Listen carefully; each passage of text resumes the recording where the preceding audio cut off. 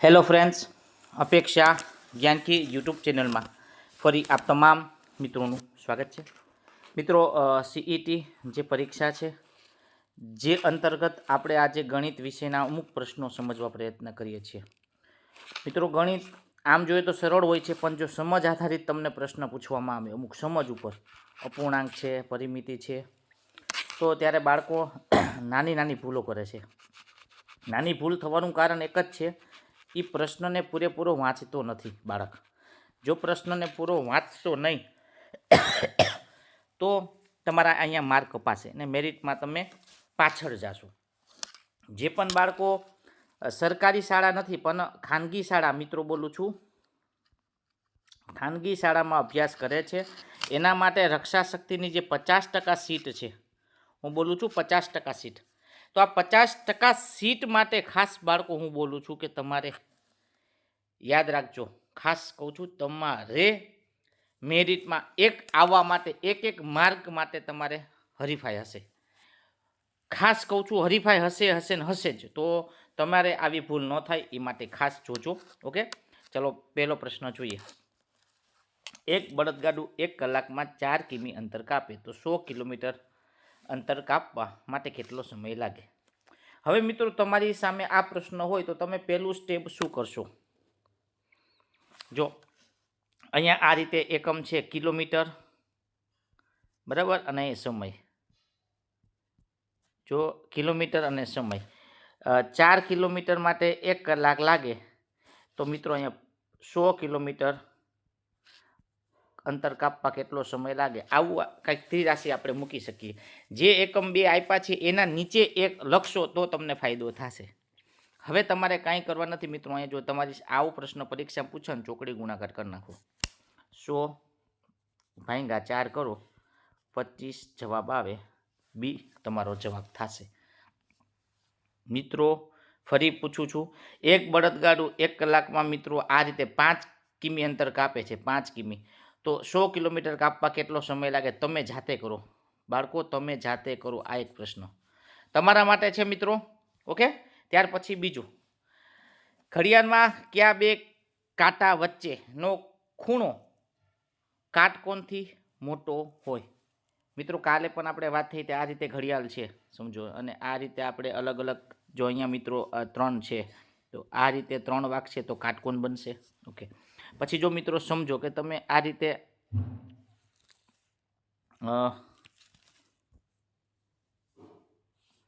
મિત્રો આ રીતે અહીંયા આપણે એક જ મિનિટ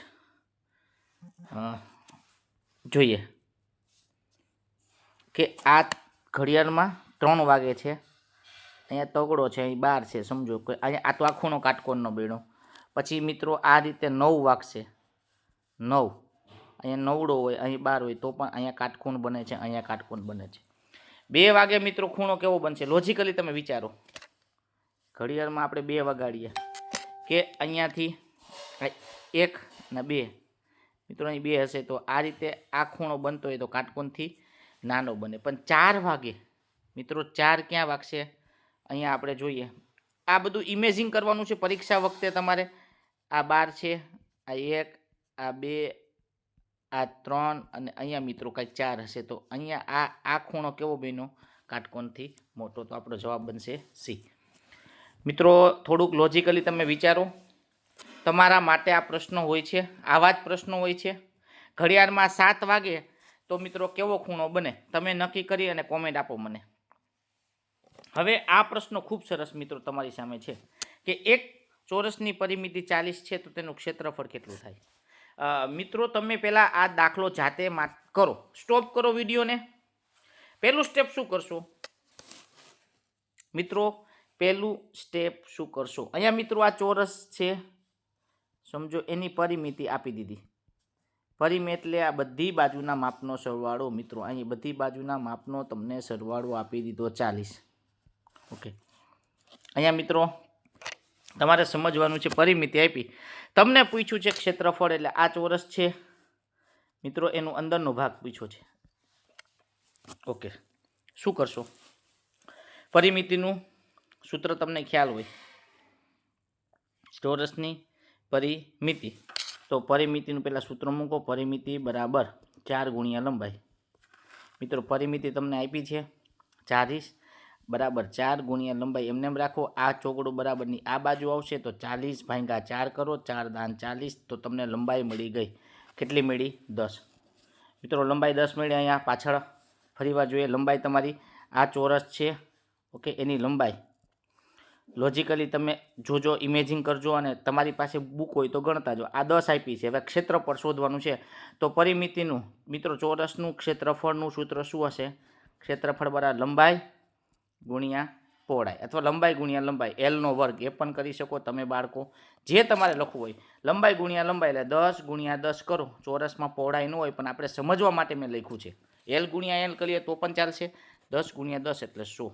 આપણો જવાબ 100 આવે છે.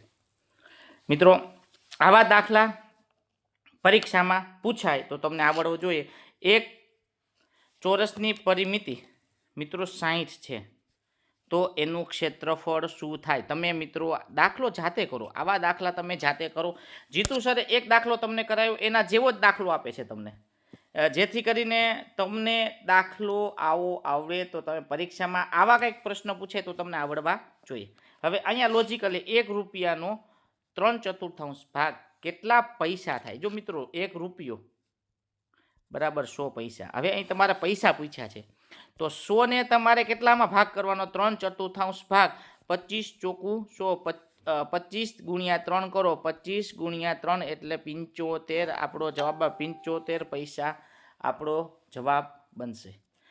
તો મિત્રો આવા જ પ્રશ્નો પરીક્ષામાં તમને પૂછાતા હોય છે. ખાસ મિત્રો તમને અમે કહીએ છીએ કે આવા પ્રશ્નો પૂછાય. અહીં 5 રૂપિયા હોય મિત્રો, તો 5 રૂપિયાનો 3/4 ભાગ કેટલો થાય?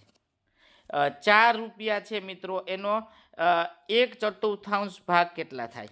1/4 ભાગ પૈસા, મિત્રો બોલું છું પૈસા, રકમ અત્યારે રૂપિયામાંથી તમારે પૈસા જ પૂછે છે, તો પૈસા કેટલા થાય? તો આ તમારે આવા પ્રશ્નો તમે જવાબ આપો કોમેન્ટમાં. ઘણા બાળકો મિત્રો વિડીયો જોવે છે ને કોમેન્ટ આપતા નથી, દાખલા ગણતા નથી, તો એ નુકસાની તમને છે મિત્રો. અમે તમને એક પેટર્ન દાખલો આપીએ, એ પેટર્ન મુજબ તમને 1-2 દાખલા જાતે કરો. અને જો કોમેન્ટ ન આપો તો બુક્સની અંદર મિત્રો આવા મહાવરા આપ્યા છે બુક્સની અંદર, તો આવા પ્રશ્નો તમારી પાસે હોય તો જાતે જ કરતા જજો. ઓકે, હવે એક સરસ પ્રશ્ન છે અહીંયા. નીચેનામાંથી કયો અંગ્રેજી મૂળાક્ષર અડધો આંટો એટલે 1/2 આંટો આપણે ફેરવતા બિલકુલ બદલાતો નથી? મિત્રો અડધો આંટો ફેરવીએ તો બદલાય નહીં. તમારે જવાબ આપવાનો છે. મિત્રો મેં તમને કીધું કે ભાઈ એ છે, સમજો આ એ છે, એને અડધો આંટો એટલે જો મિત્રો આ વર્તુળ છે, અડધો એટલે અહીંયા છે, એ ભાગ ક્યાં આવી જાય? અહીંયા આવે ને અહીંથી શરૂ થાય ને અહીંયા. તો આ એનો ભાગ અહીંયા આપણે સમજીએ અહીંયા. હવે અહીંથી હું શરૂઆત એ કરું તો એ કેવો થશે? અહીં ઇમેજિન કરો, આમ થશે અડધો આંટો. અડધો આંટો એટલે આમ થાય છે. તો અહીંયા તમારે જવાબ આપવાના છે 4માંથી કયો અડધો આંટો ફેરવીએ તો બદલાતો નથી. તમારે મિત્રો જવાબ આપવાનો રહેશે. પછી એક લંબચોરસની લંબાઈ બમણી કરવામાં આવે અને તેની પહોળાઈ અડધી કરવામાં આવે તો ક્ષેત્રફળમાં શું ફેરફાર થાય? આ મસ્ત પ્રશ્ન સમજ ઉપર છે મિત્રો, બહુ સરસ છે. જો સમજો કે લંબચોરસની લંબાઈ, આ લંબચોરસ છે મિત્રો, ઓકે, આ લંબચોરસની લંબાઈ કેટલી છે? બમણી કરવામાં આવે. મિત્રો અહીંયા 4 હોય, શું કહું છું 4, બમણી એટલે કેટલી થાય? 8 થાય. લોજિક હવે લંબાઈ, નવી લંબાઈ કેટલી થઈ? 8. સમજવાનું છે. અને તેની પહોળાઈ અડધી કરવામાં આવે. પહોળાઈ કેટલી હતી? અહીં 4 હોય, પહોળાઈ કેટલી છે? 4, એની અડધી એટલે કેટલી થાય? નવી કેટલી થાય? 2 થાય. ઓકે, આ લંબચોરસ કેટલું થયું? આ 8નું થયું. લંબાઈ 8, પહોળાઈ 2 થઈ. હવે એમ કીધું છે તો તેના ક્ષેત્રફળમાં શું ફેરફાર કરવામાં આવે? લોજિકલી મિત્રો વિચારો તો ક્ષેત્રફળ, અહીંયા આનું ક્ષેત્રફળ જોઈએ 4 હતી અને અહીંયા 4 કરીએ તો ચોકે ચોકે 16 થાય. અહીંયા 8 થયું, અહીંયા 2 થયું, 8 દુ 16. તો ક્ષેત્રફળમાં કંઈ જ ફેરફાર થતો નથી. અહીં ક્ષેત્રફળ બમણું થાય, ક્ષેત્રફળમાં કાંઈ ફેરફાર ના, ક્ષેત્રફળ 4 ગણું, ક્ષેત્રફળ હતું. તો આનો જવાબ ક્ષેત્રફળમાં કાંઈ ફેરફાર થતો નથી, એટલે આપણો જવાબ આવશે બી. મિત્રો આ પ્રશ્ન સ્ટોપ કરી અને એકવાર વિચારજો તમે આ પ્રશ્ન સમજ આધારિત છે તો તમારે કોઈ પણ સંખ્યા ધારવાની થાય અને ધારીને કરશો તો તમને ખબર પડશે કે આનો જવાબ શું આવે. ઓકે, તો આ રીતે તમે લોજિકલી દાખલો કરજો. હવે એક ટોપલામાં રામુ પાસે 80 કેરી છે, તેમાંથી 1/2 ભાગની વેચી દીધી. બાકીની વધેલી કેરીમાંથી 1/2 ભાગની કેરી પાડોશીને આપી. તો હવે તેની પાસે કેરીઓનો કેટલો ભાગ બાકી વધ્યો? મિત્રો જો બાકી નથી, કેટલો ભાગ બાકી વધ્યો પ્રશ્ન જુઓ. પહેલાં તો 80 કેરી છે એની પાસે, એમાંથી 1/2 વેચી એટલે 40 વેચી. હવે મિત્રો 40 વેચી, વધેલી કેરી છે એ પાડોશીને આપી અડધી. હવે 1/2 આ 40ના 1/2 કરી આપણે એટલે કેટલી આવી? 20. આ 20 કોને આપી? અને કોને આપી મિત્રો? પાડોશીને. હવે તેની પાસે કેટલો ભાગ કેરી વધી? મિત્રો હવે આપણે સમજો કે 80 હતી, 40 વેચાણી, 40માંથી 20 પાડોશીને આપી તો 20 વધી. તો 20 વધી છે એ સંખ્યામાં નથી પૂછ્યું, અપૂર્ણાંકમાં ભાગમાં પૂછ્યું છે. તો કુલ કેરી કેટલી હતી મિત્રો? 80. વધી કેટલી? 20. તો આ રીતે અપૂર્ણાંક બને છે 20/80. આટલું વસ્તુ સમજાણી હોય તો પહેલાં હા પાડો, સર મને આ સમજાણું, આ કોન્સેપ્ટ સમજાણું. હવે આ બે મીંડા ઉતર્યા તો અહીંયા 2 ચોક 8, તો ઉપર વધ્યો 1, 1/4 ભાગ કેરી વધે. આ જવાબ આવશે. જો તમને સમજાણો હોય તો હા પાડો, નકર મિત્રો તમે હજુ આ દાખલાને બીજી રીતે પણ ગણી શકો છો. ઓકે, પણ પદ્ધતિસર જાશો તો જ તમને આના માર્ક પરીક્ષામાં મળશે. ખોટી ઉતાવળ કરવાની છે નહીં. ઓકે, સમજાણો હોય તો હા પાડો. ઓકે, અહીંયા આપણે આવો જ દાખલો મિત્રો જ અહીં તમારી પાસે સમજી લો, અલગ અલગ કોન્સેપ્ટથી દાખલો બની શકે છે ને આવો દાખલો તમે પણ કરી શકો છો. જાતે મિત્રો તમે પણ કરી શકો છો. ઓકે, હવે નીચેનામાંથી કયો અંક 1/4 આંટો મારો તો તેનો તેજ દેખાય? તો મિત્રો અહીં 0 ને તમે આમથી આમ ફેરવો, આમથી આમ ફેરવો, ક્યારે બદલાવો તો પણ 0 રહેશે. બરાબર, એટલે આ તો લોજિકલી પ્રશ્ન છે પણ તમને પૂછાય એટલે સમજાવ્યું. હવે અહીંયા કીધું છે કાટકોણના 1/3 ભાગનું માપ કેટલા અંશ થાય? મિત્રો કાટકોણની તમને ખબર હોવી જોઈએ, કાટકોણનું માપ 90 થાય. મિત્રો જો તમને કાટકોણની ખબર હોય, કાટકોણ જે વાત થાય છે કાટકોણ, તો કાટકોણનું માપ કેટલું? 90. હવે 90ના તમારે કરવાના છે 3 ભાગ, એટલે એ 3 વડે ભાગવો એટલે જવાબ આવે 30. ઓપ્શન ક્યાં છે? ઓકે, હવે 90નો 1/5 ભાગ પૂછી નાખે તો કાટકોણનો 1/5 ભાગ તો તમે જાતે કરો. ઓકે, શું મળે એ તમે કરો. બરાબર, તો આવા પ્રશ્નો પૂછાય તો તમને આવડવા જોઈએ. 15 કિલો કેરીની કિંમત 1200 રૂપિયા છે, તો 1 કિલો કેરીની કેટલી? મિત્રો આ દાખલો જાતે કરો. 15 કિલો છે એના 1200 રૂપિયા, તો 1 કિલોના કેટલા?